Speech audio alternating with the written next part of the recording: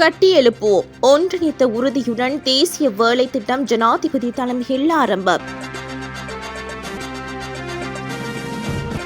மத்திய மலைநாட்டை பாதுகாத்து முன்னேற்ற புதிய சட்டம் மற்றும் அதிகார சபை நிறுவப்படும் என்று ஜனாதிபதி அனுரகுமார திசாநாயக்க தெரிவித்துள்ளார். டிட்வா சூறாவளியால் சேதமடைந்த மத தளங்களை புனரமைப்பதற்கான கட்டி எழுப்புவோம் ஒன்றிணைத்த உறுதியுடன் தேசிய வேலை திட்டத்தின் ஆரம்ப நிகழ்வு இன்று முற்பகல் கம்பளை தொரகல பீகாக் ஹில் குடியிருப்பின் ஸ்ரீ போதி ருக்காராம விகாரையில் ஜனாதிபதி தலைமையில் நடைபெற்றது. இந்நிகழ்வில் கலந்து கொண்டு உரையாற்றிய போது ஜனாதிபதி இதனை குறிப்பிட்டுள்ளார். அனர்த்தத்தை தொடர்ந்து 1000க்கும் மேற்பட்ட மத கலாச்சாரம் மற்றும் தொல்பொருள் தலங்கள் சேதமடைந்தன. இந்த இடங்களில் தேவையான புனரமைப்பு பணிகளை உடனடியாக தொடங்கி அவற்றை முன்னர் இருந்த நிலைக்கு மீள கட்டியெழுப்பதற்கான அனைத்து புனரமைப்பு பணிகளையும் குறித்த இடங்களில் தொல்லியல் பெறுமதியை பாதுகாக்கும் வகையில் மகா சங்கத்தினர் உட்பட ஏனைய மத தலைவர்களின் வழிகாட்டுதலின் கீழ் மேற்கொள்வதே அரசாங்கத்தின் எதிர்பார்ப்பாகும். மத்திய மலைநாட்டை பாதுகாத்து முன்னேற்ற புதிய சட்டம் மற்றும் அதிகார சபை நிறுவப்படும் என்றும் கிராமப்புற வறுமை ஒழிக்கவும் மக்களின் வாழ்க்கையை மேம்படுத்தவும் அரசாங்கம் தற்போது அதிக பணிகளை செய்து வருவதாகவும் குறிப்பிட்ட ஜனாதிபதி முதலாம் தரத்திற்கான புதிய கல்வி மறுசீரமைப்புகள் 29ஆம் தேதி ஆரம்பிக்கப்படும் என்றும் தெரிவித்துள்ளார். மேலும் வரலாற்றின் முதன்முறையாக